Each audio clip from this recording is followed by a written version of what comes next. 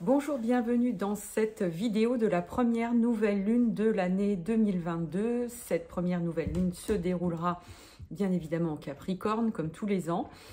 Et on va aller visiter ce fameux signe du Capricorne qui nous demande d'être à la fois très à l'intérieur et très à l'extérieur, à l'image de l'animal Capricorne. C'est en tout cas cette créature qui est à la fois une chèvre et un poisson. Donc la chèvre symbolise vraiment cette montée dans les grandes ambitions, c'est-à-dire monter tout en haut de la montagne et en même temps d'être très connecté à son intériorité. Et donc ça, c'est quelque chose qui va nous permettre de mieux comprendre la magnifique lumière du signe du Capricorne, qui est à la fois donc très ambitieux et en même temps très centré sur une recherche d'intégrité et d'éthique dans ses profondeurs, parce que bien souvent l'ambition du Capricorne ou l'ambition en général est quelque chose d'assez maltraité et finalement de pouvoir revenir à la symbolique, à l'essence du symbole, nous permet de nous réconcilier avec toutes ces énergies qui finalement nous rendent infiniment vivants, et on a besoin d'une diversité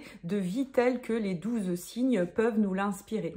Alors suite à cette vidéo, je vais faire une publication sur Instagram pour reprendre toutes les idées clés, ce qui fait que vous pourrez avoir vraiment un condensé de toutes les clés que je vais donner ici. Et du coup, ça permet vraiment que ça soit encore mieux intégré. Je me suis dit que ça serait un super outil d'utiliser les publis Instagram pour ça.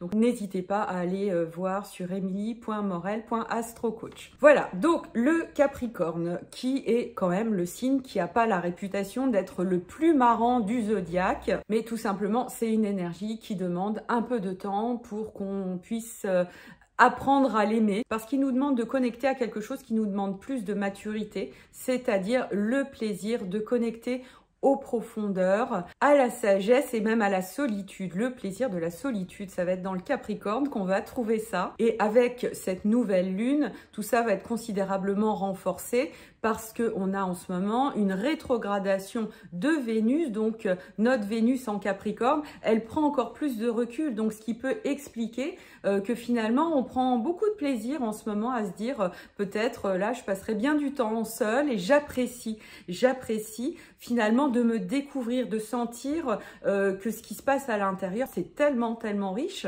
Et ça c'est la partie poisson du Capricorne qui va aller puiser dans l'infini océan pour ensuite amener tout ça dans une grande réalisation qui sera à l'image de ce qu'il aura découvert à l'intérieur de lui. Donc qui dit retrait, profondeur, solitude ne veut pas dire que nécessairement on se coupe absolument de tout le monde, qu'on voit plus personne, mais au contraire, finalement cette capacité à être beaucoup plus intériorisée nous permet d'être plus vrai, plus authentique dans nos relations et finalement de développer des choses qui auront beaucoup plus de consistance et qui nous permettront de nous sentir encore mieux connectés déjà à nous-mêmes, mais donc forcément aussi aux autres, puisqu'on se sentira beaucoup plus incarné.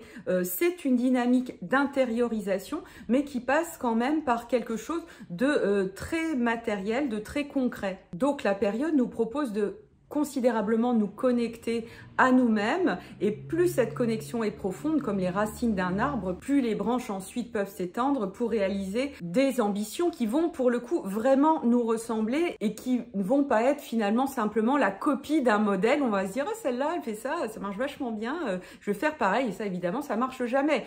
Se brancher sur les racines de quelqu'un d'autre, ça ne fonctionne absolument pas, et cette période-là, elle est géniale pour nous permettre de nous reconnecter encore à nous-mêmes, ce qui ne veut pas dire qu'on ne s'inspire pas des autres, bien entendu, parce qu'on est tous interconnectés, mais finalement vouloir prendre à la racine ce que quelqu'un d'autre a fait ne marche pas. Et ça, c'est fabuleux, parce que finalement, de réussir à se connecter à nous-mêmes et de se reconnecter justement à qui on est vraiment, ça nous permet de nous reconnecter à notre âme, et ça fait infiniment de bien. Donc pour cette nouvelle lune, les projets vont être en plus appuyés par la fougue de Mars qui se trouve dans le Sagittaire. Le Sagittaire, il vise l'étoile, il nous invite à nous poser sur ce qu'on veut vraiment, sur nos désirs, sur là où on a envie de s'emmener et d'emmener les gens autour de nous. Et ça fait un bon complément à cette énergie d'intériorisation, parce que en même temps, on va être très connecté à nous-mêmes et en plus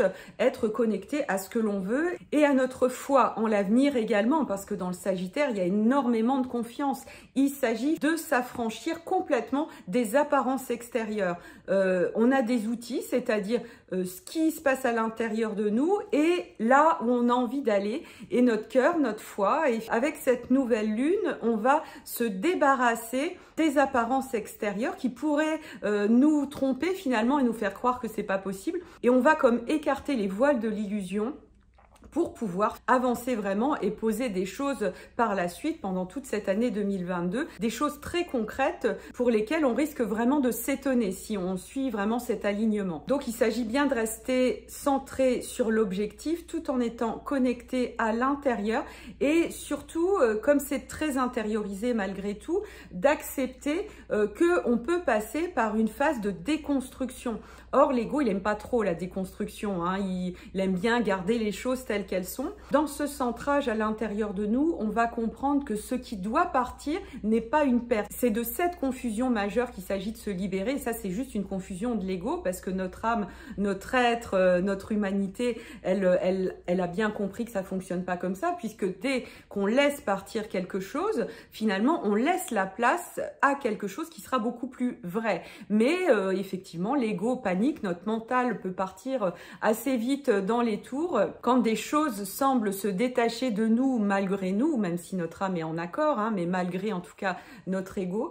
Et plus on va être dans ce lâcher prise par rapport à ça, plus on va être en compréhension. Ça permet d'ouvrir la porte à tout un autre flux vital qui sera beaucoup plus en correspondance avec ce qui peut être projeté avec ce Mars Sagittaire, avec ses projets, ses désirs, quel que soit le domaine de vie, parce qu'on va ouvrir la porte à ce qui est vraiment vivant pour nous. Et puis enfin, on peut noter que cette nouvelle lune, elle va être trigone à Uranus. Alors ça, c'est très intéressant. La Terre est très puissante en ce début d'année, ce qui est notable, d'autant plus que le signe du Poisson va être très puissant toute l'année, donc beaucoup d'eau, beaucoup d'eau, beaucoup d'eau. Donc ça fait beaucoup de bien qu'il y ait de la Terre pour équilibrer les énergies, qu'on ne parte pas complètement dans cette confusion que peut proposer l'eau. Quand l'eau et la terre sont bien alchimisées, on a des possibilités infinies grâce à l'eau et en même temps une possibilité de matérialisation parce qu'on va garder les pieds sur terre. Et ça, c'est encore la même connexion du Capricorne,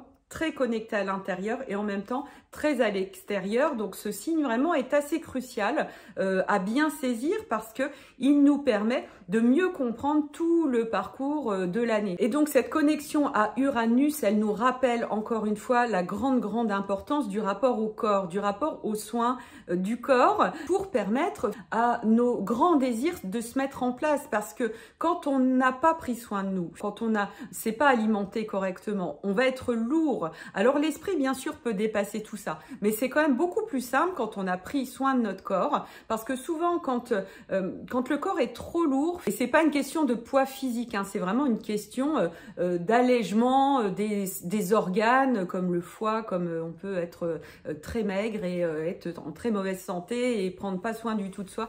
Donc c'est pas une histoire de poids physique quand je parle de légèreté, mais vraiment de comment on soigne nos organes, comment on est connecté à ces organes. C'est très terre à terre, hein, c'est très taureau, mais c'est très important parce que quand effectivement on a cette lourdeur là au niveau énergétique, hein, on sent qu'on est plombé, on n'arrive plus aussi bien à rêver, on n'arrive plus aussi bien à se projeter. Et finalement, on va trouver une paix qui risque de passer par une forme de résignation. Et donc, au lieu de trouver cet équilibre juste entre le repos et l'action, on risque de rester beaucoup plus dans une forme de résignation allongée, forcée, hein, quelque part.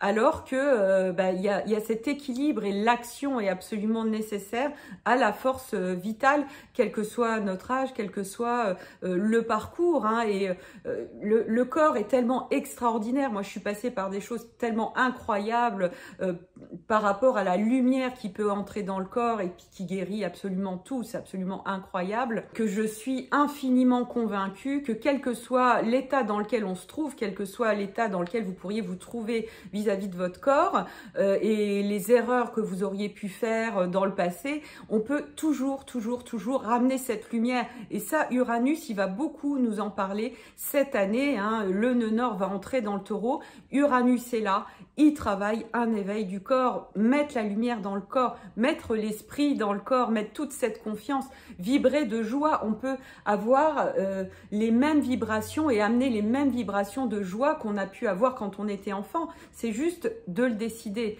de travailler là-dessus, mais c'est sûr que quand on a pris soin de notre corps, c'est beaucoup plus facile. On entre dans une forme de spirale positive par rapport à tout ça. Donc voilà les messages du moment. Et donc dans la même dynamique de cette entrée de la lumière dans la matière, sujet d'alchimiste qui me tient fortement à cœur, je vous invite à vous inscrire au programme Ancrage Magique 2022 qui est un programme très puissant pour aller connecter cette magie, mais en partant de votre propre thème, c'est-à-dire que vous allez ouvrir toutes les dimensions de votre vie, c'est-à-dire tous les domaines de vie qui sont codés dans votre thème natal.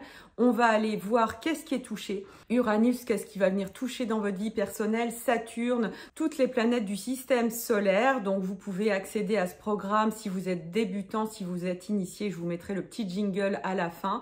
Tous les renseignements se trouvent évidemment sur le site. J'aurai grand plaisir à vous y retrouver pour faire ce travail magique d'intégration préalable. Vous aurez plein de trames, des PDF qui vont vous permettre de rentrer dedans et de mettre qui vous êtes justement, d'aller dans cette intériorisation, d'aller sonder vos systèmes internes pour ensuite faire pousser tout ça et amener ce que vous voulez vraiment porter à la vie. Donc voilà, c'est toujours disponible, vous pouvez le faire à n'importe quel moment de l'année, mais c'est sûr début janvier, c'est toujours mieux. Je vous embrasse très très fort, je vous souhaite une très très belle nouvelle lune et je vous dis à très bientôt.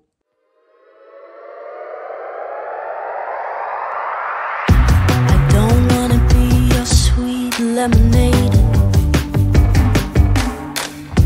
I don't wanna quench your thirst when you got the creep. I'm not posters on your wall.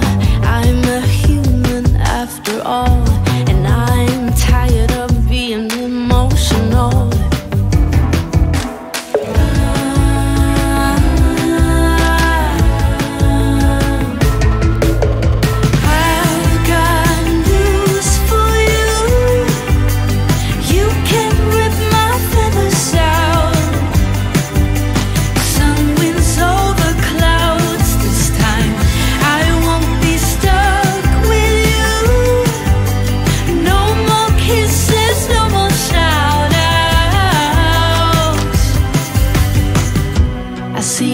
Shadows when I lay awake,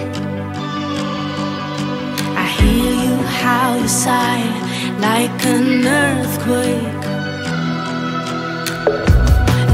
No blisters on